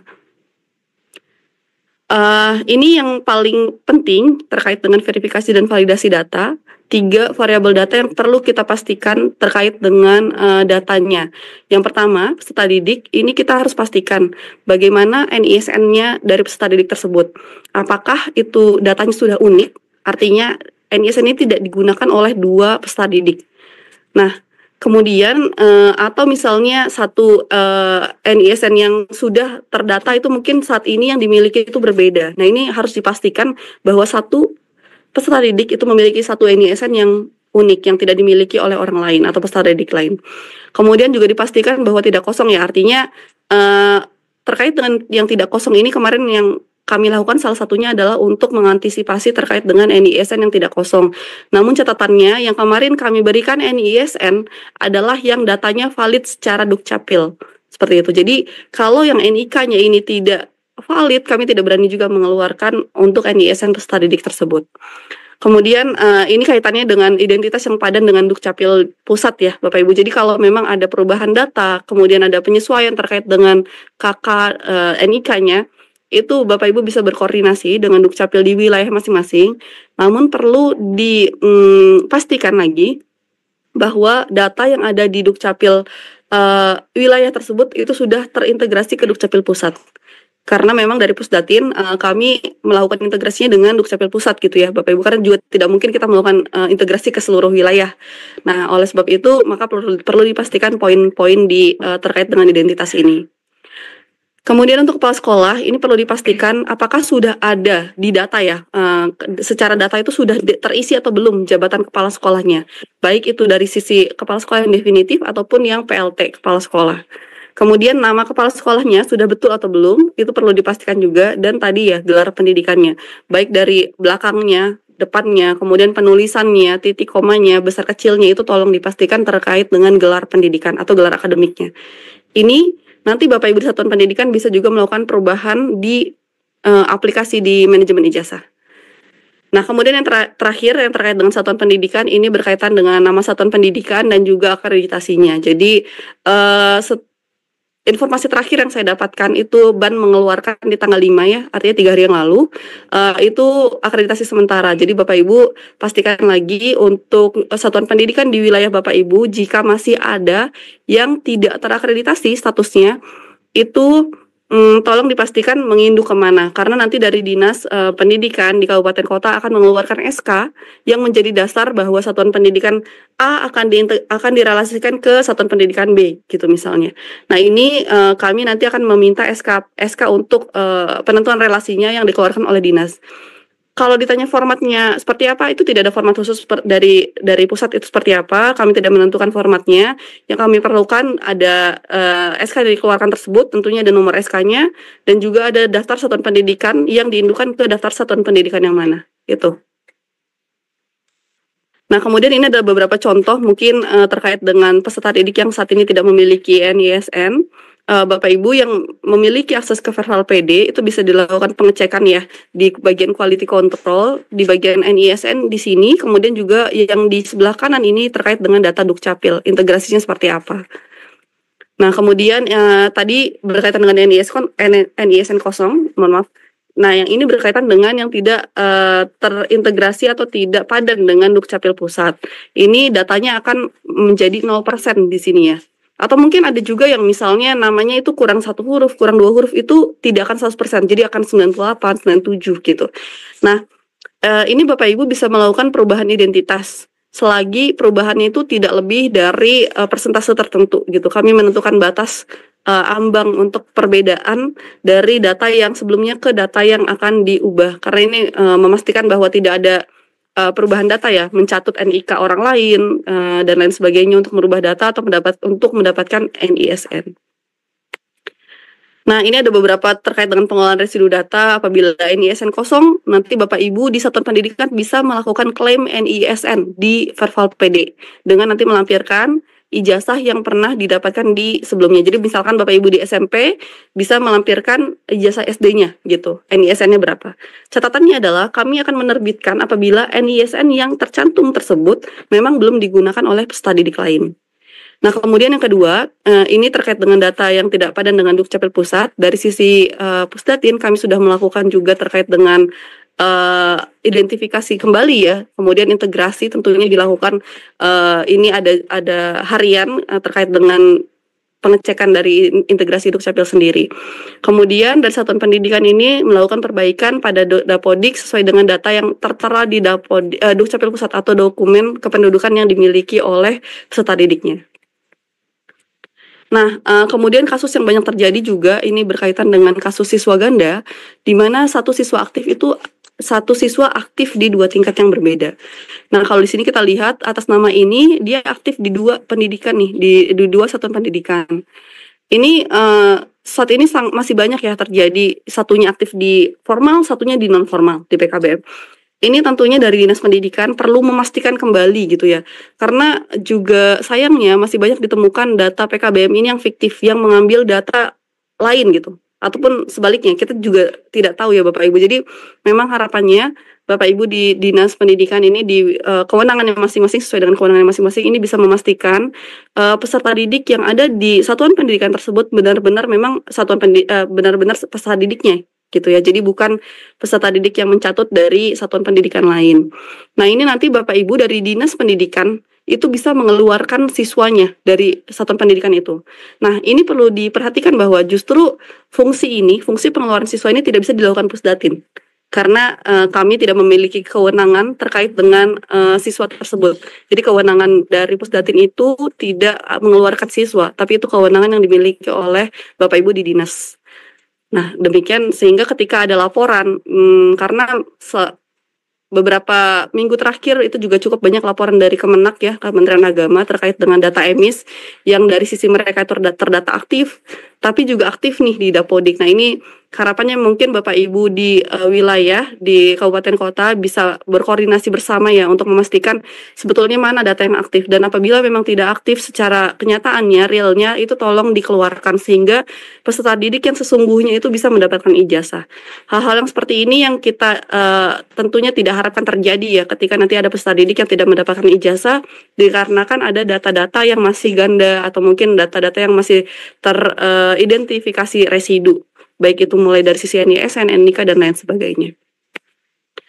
Nah, kemudian ini ada beberapa cara terkait dengan pengelolaan residu data, mulai dari NISN ganda, apabila dia aktif-aktif, ini yang tadi saya sampaikan, itu hanya bisa dikeluarkan oleh satuan pendidikan di administrasi di kabupaten kota. Dalam hal ini untuk pendidikan dasar.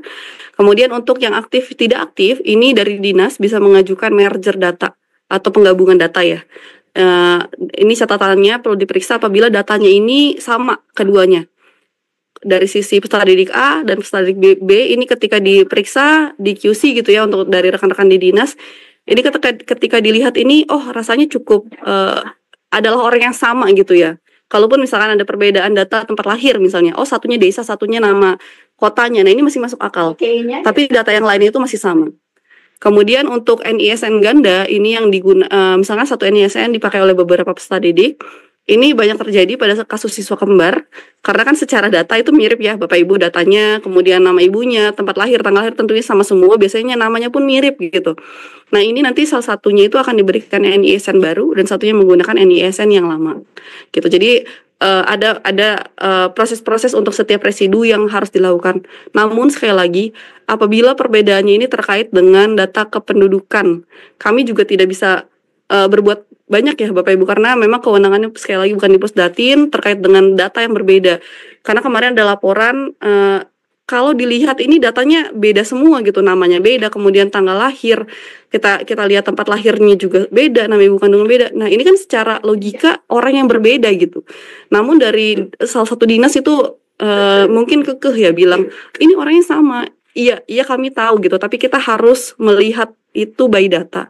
Jadi sekali lagi kalau dari sisi kami di Pusdatin, kami berusaha subjektif mungkin dan kami akan memproses segala sesuatunya itu berdasarkan data yang ada, yang tertera.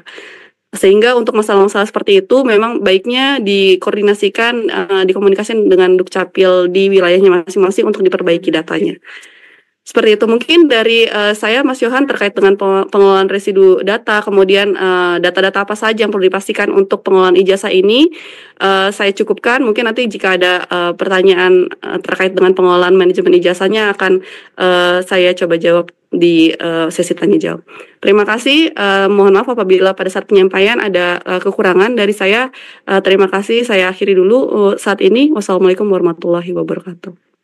Baik, terima kasih Bu Anggun atas presentasinya. Bapak Ibu Sobat Sekolah Dasar, ada beberapa hal penting yang perlu kita ingat dan catat bersama dari pemaparan Ibu Anggun. Yang pertama bahwa pengelolaan e-ijazah ini menggunakan basis data Dapodik. Oleh karena itu, mohon bantuan operator dinas pendidikan, operator sekolah untuk memastikan validitas data murid. Baik nama, tempat tanggal lahir, nama sekolah, NPSN, dan NISN-nya. Dan yang salah satu hal yang paling penting dalam proses penerbitan e-ijazah ini adalah kesesuaian data siswa dengan data Dukcapil. Oleh karena itu, sekali lagi kami mohon bantuan dinas dan juga sekolah untuk memadupadankan data murid dengan data Dukcapil, terutama dari para peserta didik PKBM yang tadi disampaikan oleh Ibu Anggun. Mohon bantuan Dinas Pendidikan untuk kemudian mengecek kembali PKBM atau pusat kegiatan belajar masyarakat di sekitar lokasi wilayah Bapak Ibu. Cek kembali PKBM di wilayah Bapak Ibu, apakah data-data peserta didik mereka, warga belajarnya sudah sesuai atau belum. Baik, terima kasih atas presentasinya Ibu Anggun. Selanjutnya Bapak Ibu Sobat Sekolah Dasar, kita akan masuki sesi tanya jawab. Kami sudah berupaya untuk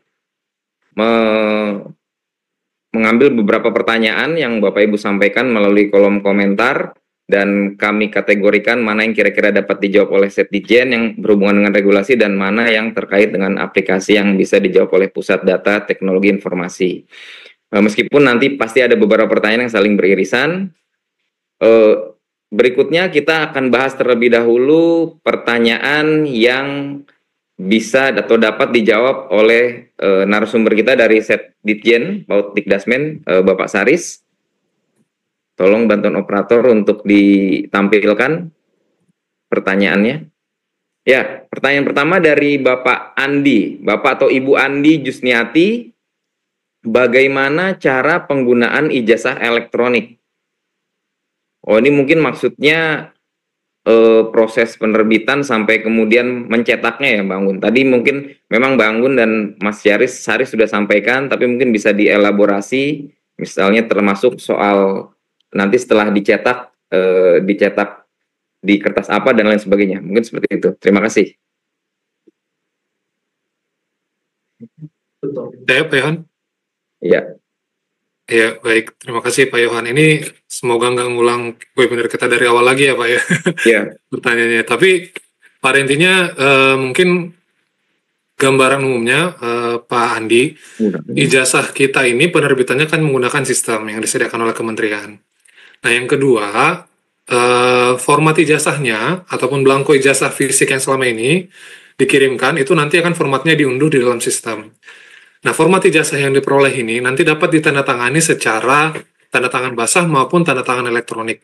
Artinya, ijazah ini masih dapat berupa ijazah cetak, ijazah dengan tanda tangan basah, artinya dokumennya dicetak, ataupun ijazah dengan tanda tangan elektronik sehingga dapat menjadi ijazah elektronik.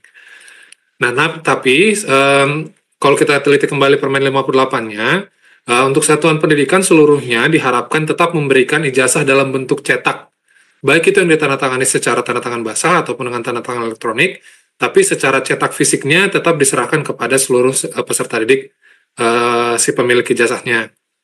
Tapi untuk yang ijazah yang ditandatangani dengan tanda tangan elektronik, disertai juga dengan dokumen elektroniknya diserahkan kepada si peserta didik. Mungkin seperti itu Pak Yohan gambaran terkait ijazah, penerbitan ijazah kita di tahun ini. Oke, baik. Terima kasih. Dan saya pikir kalau untuk pertanyaan ini nanti detailnya Bapak Ibu operator sekolah maupun dinas dapat kembali melihat Permen 58 dan juga pedoman ijazah jenjang pendidikan dasar menengah serta surat edaran dari Sekjen yang telah kami berikan ke Dinas Pendidikan. Oke, pertanyaan berikutnya.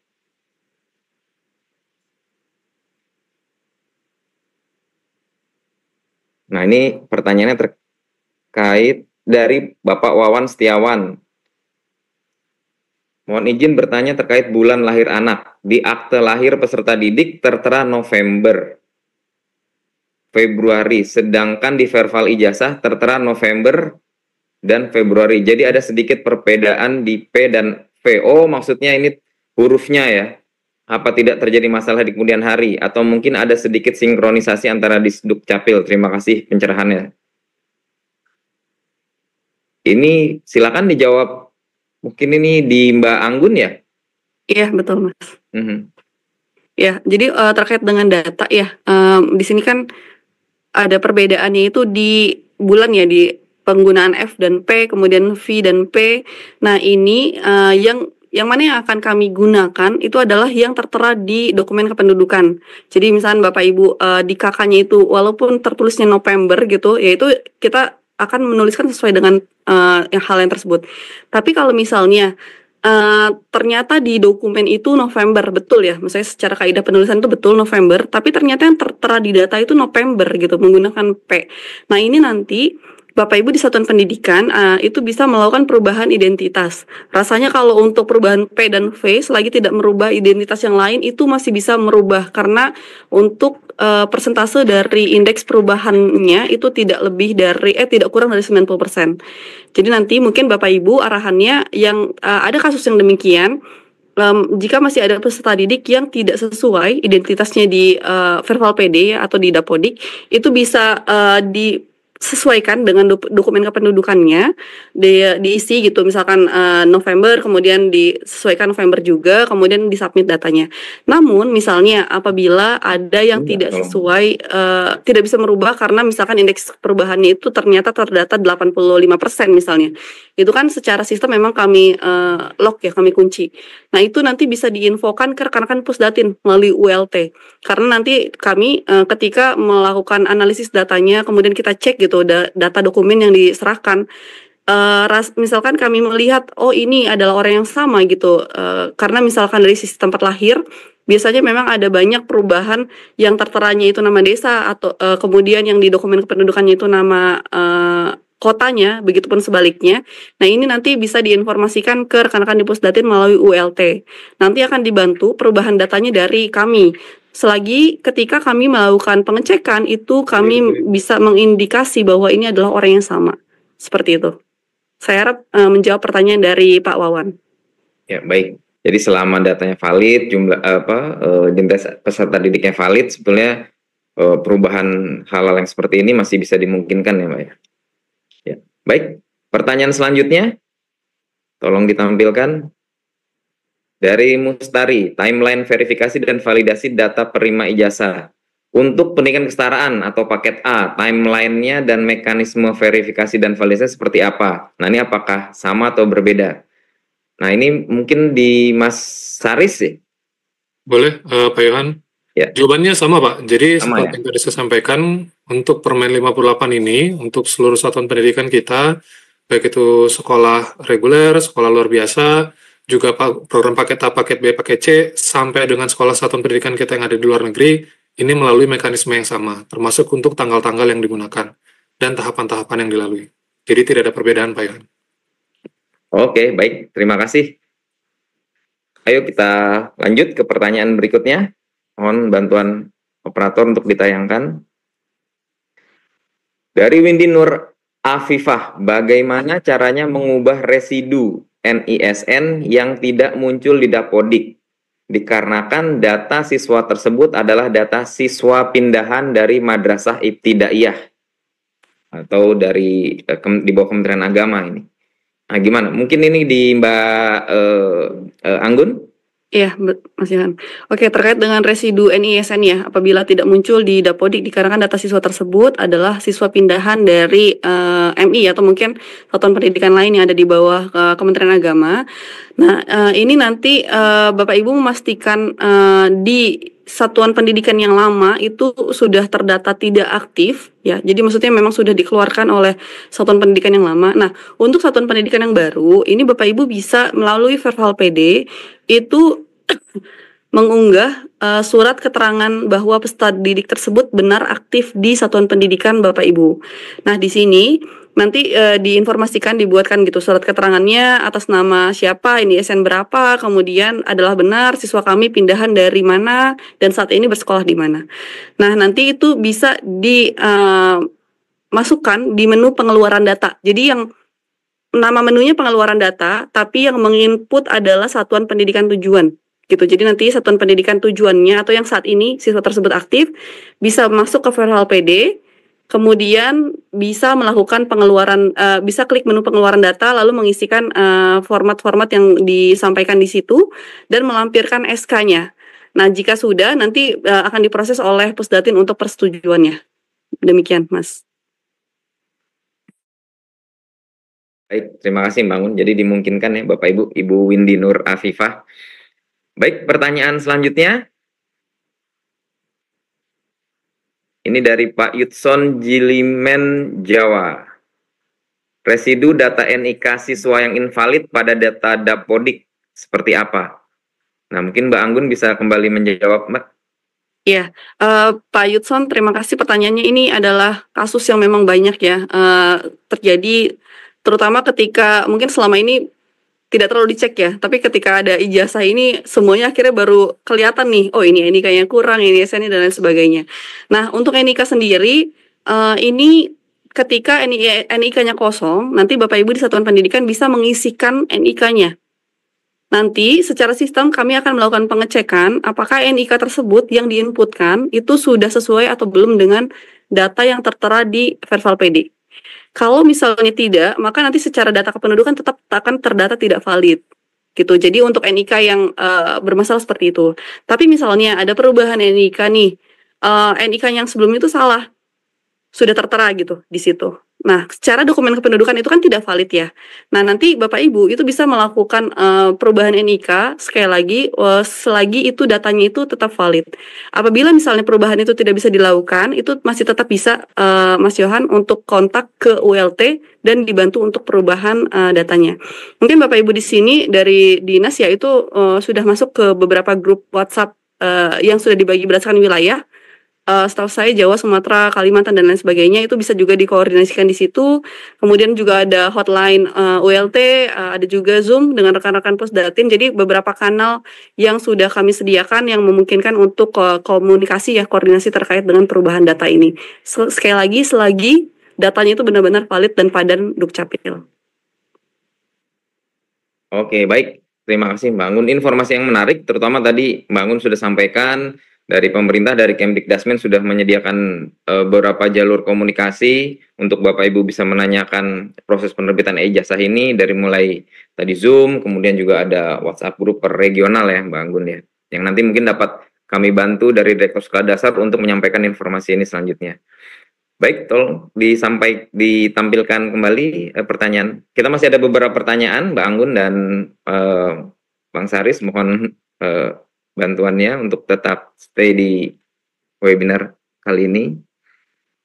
Dari Ibu Ratih Ella, pertanyaan pertama, bagaimana bila sudah penetapan DNT atau daftar nominasi tetap dan mengenerate NIN dan sudah siap dicetak, kemudian KS, kepala sekolah, ada yang meninggal. Apakah nama kepala sekolah yang meninggal tersebut masih bisa diubah ke kepala sekolah yang baru dan berapa lama proses perubahannya. Kemudian yang kedua, apabila sampai batas waktu yang ditetapkan masih terdapat residu, apakah siswa tersebut akan ditinggalkan sementara untuk proses penetapan kelulusannya dan bagaimana nasib siswa tersebut ke depannya? Saya pikir ini dua hal dapat dijawab oleh Mbak Anggun maupun Mas Haris ya. Mungkin yang pertama Mas Haris dulu. Meskipun ini rasanya pertanyaan ini beririsan ini bagi kedua narasumber. Mungkin boleh ke Mbak Anggun dulu kali, Pak Yon. Mbak Anggun ya, silakan Mbak Anggun. Oke, terkait dengan pertanyaan nomor 2 ya, ijazah, bagaimana prosesnya ketika misalnya nanti ada peserta didik yang masih terdata residu ya, kemudian apakah ini nanti akan ditinggalkan atau mungkin ada kebijakan khusus ke depannya. Sebetulnya dari kami sampai saat ini itu belum menerima ya kebijakan khusus terkait dengan ini, karena memang sampai hari ini itu kebijakannya adalah untuk penyelesaian residu peserta didik. Namun apabila nanti misalnya kita tidak tahu ya Bapak Ibu juga ketika nanti misalnya ada kebijakan khusus tambahan, entah itu misalkan perpanjangan waktu atau mungkin seperti apa kami nanti dapat kebijakan khususnya, maka tentunya dari kami dari sistem itu akan menyesuaikan. Nah, karena memang terkait dengan residu ini sangat krusial ya, karena apabila memang masih ada residu itu tidak bisa masuk ke DNS. Oleh sebab itu sampai nanti itu mulai dilakukan tanggal 2 Juni ya, kalau tadi informasinya untuk penetapan kelulusan dari Dikdas. Rasanya ini masih ada kurang dari 1 bulan, dan itu 2 Juni pun sampai 14 hari kerja ke depan gitu. Artinya sekitar tanggal 20-an itu kan masih ada gitu. Jadi harapannya memang di 1 bulan setengah ini waktunya bisa dimanfaatkan, dimaksimalkan itu untuk penyelesaian residu dari data peserta didik. Tapi terkait dengan kebijakan khusus, mungkin dari kami dari Pusdatin itu sampai hari ini belum menerima informasi apapun terkait dengan kebijakan khusus, baik itu dari sisi waktu ataupun juga dari NIK. Karena sampai hari ini itu terkait dengan validitas peserta didik itu masih dikunci dari 2 nomor NISN atau juga NIK. Sehingga apabila salah satu dari kedua nomor ini tidak valid, nah itu masih tidak bisa dianggap sebagai DNS. Jadi kedua NISN NIK ini harus dipastikan kevalidannya dari sisi pendataan. Demikian Mas. Baik, mungkin Mas Haris masih mau menambahkan? Boleh Pak Yohan. Jadi intinya Bapak Ibu, pertanyaan dari Bu Rati ini sifatnya memerlukan kebijakan Pak Yohan dari Kementerian. Tadi sampaikan oleh Mbak Anggun terkait nomor 2, terkait data yang sudah berjalan seperti itu gambarannya. Tapi untuk yang pertama, artinya kan ini ada kasus-kasus ya Bapak Ibu yang penanganannya pun akan case by case gitu. Artinya kan perlu dari nanti, tadi saya sampaikan kepada tim, akan perlu diskusi bilateral mungkin antara Dirjen PDM dengan Pusdatin selaku pengembang sistem, bagaimana mengatasi jika terjadi kasus-kasus seperti ini. Nanti akan kami deskalasi kepada pimpinan Pak Yohan untuk memitigasi apabila terjadi kasus-kasus yang disampaikan oleh Bu Rati. Demikian Pak Yohan. Ya, baik, terima kasih Mbak Anggun dan Pak Haris dan Bapak Ibu Sobat Sahabat Sekolah Dasar. Proses e-ijazah ini memang suatu hal yang tantangannya cukup besar karena ini menyangkut dengan nomor induk kependudukan, dan pasti yang seperti Pak Sari sampaikan tadi akan ada banyak kasus-kasus yang rasanya juga tidak mungkin semuanya dapat kita wadahi dengan peraturan menteri maupun pedoman. Tadi seperti contoh ada kepala sekolah yang meninggal, atau kami juga mendapat laporan ada seorang anak yang katakanlah ia beragama A, kemudian ia pindah ke agama B. Nah, kemudian kemudian oleh orang tua nama sang anak ini diganti karena sudah pindah agama. Nah, kemudian untuk mensinkronkan data si murid tersebut dengan data kependudukan itu butuh proses pengadilan dari informasi dari Dinas Pendidikan. Nah, sementara untuk proses pengadilan itu orang tuanya belum memprosesnya karena ada konflik di antara bapak ibunya. Jadi ini kerja bersama, butuh dukungan dari dinas, sekolah, dan juga orang tua. Baik, Bapak Ibu Sobat Sekolah Dasar, Kami akan tampilkan satu pertanyaan lagi. Setelah itu kita akan jeda sejenak agar para narasumber kita juga bisa mengambil jeda istirahat. Kami akan tampilkan video dari Direktorat Sekolah Dasar dari Kementerian Pendidikan Dasar Menengah. Lalu kemudian kita akan lanjutkan sesi kita. Baik, tolong tampilkan satu pertanyaan lagi sebelum kita jeda. Ini dari Ibu Dona Elevanti Purba. Pertanyaannya, format SK sekolah untuk menginduk dikarenakan tidak terakreditasi. Jika kepala sekolah atau PLT kepala sekolah sedang haji atau berhalangan hadir, siapa yang dapat mengganti tanda tangan kepala sekolah untuk ijazah? Oh, jadi ini ada dua pertanyaan ini. Yang pertama tentang format SK sekolah yang menginduk dikarenakan sekolah tersebut tidak terakreditasi. Baik, silakan ini Mas Saris ya yang relevan untuk menjawab mungkin. Format SK sekolah yang menginduk ini yang mungkin yang dimaksud SK penetapan kali ya Pak ya, atau Ya. SK apa ya Pak? Yang pasti tadi yang disampaikan oleh Bangun juga untuk sekolah induk ini penetapannya akan di SK-kan oleh dinas, kementerian ataupun atasnya. Tadi sudah digambarkan oleh Bangun tentang pembagian kewenangannya. Tapi untuk SK penetapan kelulusan ini akan dilakukan oleh sekolah asal. Jadi Bapak Ibu, dari keseluruhan mekanisme kita ini, yang dilakukan di sekolah induk adalah penandatanganan ijazahnya saja. Tapi untuk proses lainnya di dalam mekanisme yang akan kita laksanakan itu dilakukan oleh sekolah asal. Seperti itu, kalau untuk yang pertanyaan format SK. Semoga menjawab Bu Dona. Lalu untuk yang PLT, sedang berhalangan sementara. Nah, ini informasi yang kami dapatkan Bapak Ibu. Setelah kami koordinasikan dengan beberapa lembaga terkait ataupun satuan kerja terkait, PLH di sini dalam hal mengisi kekosongan kepala sekolah yang berhalangan tidak tetap, artinya statusnya adalah pelaksana harian, itu tidak dapat menandatangani dokumen-dokumen strategis ataupun penetapan ataupun berbentuk surat keputusan.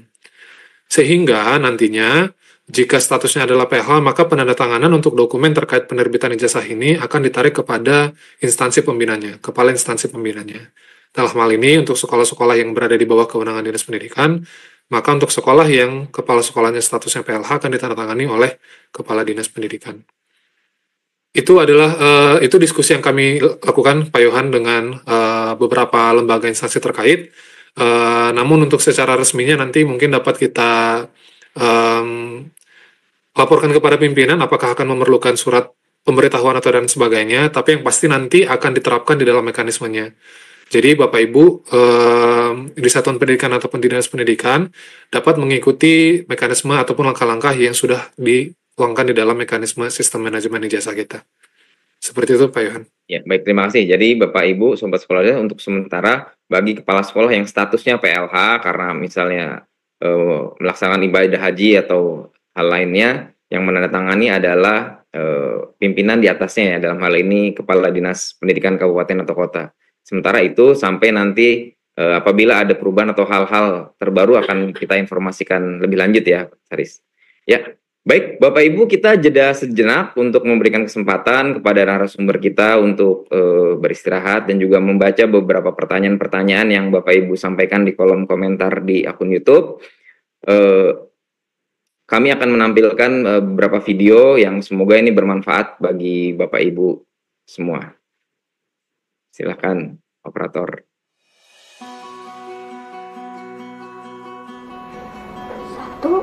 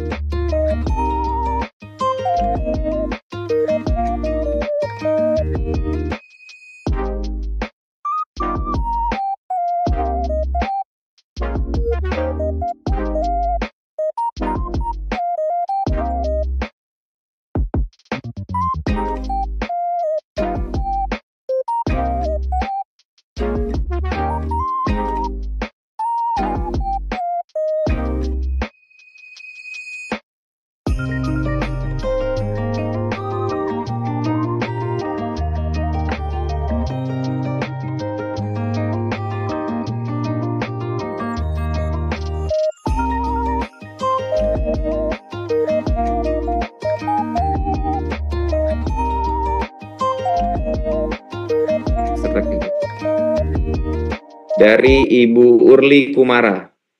Berikan tutorial dengan jelas penggunaan platform ijazah elektronik, mulai instalasi sampai mode cetak. Oke. Tutorial. Nah, ini Mbak Anggun tadi sudah menyampaikan beberapa materi tentang ini, tapi mungkin yang beliau maksud ini semacam tutorial video mungkin ya. Silakan Mbak Anggun. Mungkin terima kasih Mas Yohan. Mungkin saya coba ini ya tampilkan ya terkait dengan sistemnya. Untuk saat ini Bapak Ibu, saya tadi lupa menginformasikan bahwa untuk jenjang pendidikan dasar masih masa uji coba sampai H-2 penetapan kelulusan. Namun untuk masa uji coba pengelolaan ijazah di manajemen khususnya, jadi untuk manajemen ijazah itu aksesnya kita tutup sampai tanggal 12. Jadi mulai bisa diakses tanggal 13 sampai tanggal 31 ya, artinya 13 sampai 31 Mei, H-2 penetapan kelulusan. Nah, memang alasan dari penutupannya ini sendiri, di 2 hari pertama kita buka semuanya, baik yang uji coba maupun yang pelaksanaan, namun trafficnya sangat tinggi, sehingga memang secara proses ya, di teknis itu mulai mengganggu ya secara transaksi di bagian pelaksanaan yang pendidikan menengah, sehingga memang untuk mengantisipasi hal-hal demikian, ketidakakuratan data pada saat pengelolaan ini maka kami memutuskan untuk menutup terlebih dahulu akses di pendidikan dasar. Jadi Bapak Ibu masih bisa login, tapi belum bisa melakukan transaksi apapun gitu. Jadi ketika nanti Bapak Ibu buka, lihat-lihat itu masih bisa. Tapi misalkan Bapak Ibu coba misalkan meluluskan, kemudian coba melakukan transaksi terkait dengan penetapan kelulusan, unggah SK dan lain sebagainya, itu tidak bisa dilakukan karena tanggalnya kita kunci. Untuk simulasi itu tidak bisa dilakukan gitu. Jadi itu terkait dengan update ya di sisi sistem. Jadi sebelumnya kami mohon maaf dan mohon pengertiannya juga Bapak Ibu terkait dengan ini. Dari sisi kami terus melakukan optimasi di bagian sistem, sehingga saat ini yang memang kami utamakan adalah pelaksanaan di pendidikan menengah karena memang sudah real ya prosesnya untuk pengelolaan ijazah. Nah, mungkin ini saya coba tampilkan. Oke, saya share screen lagi ya. Sebentar.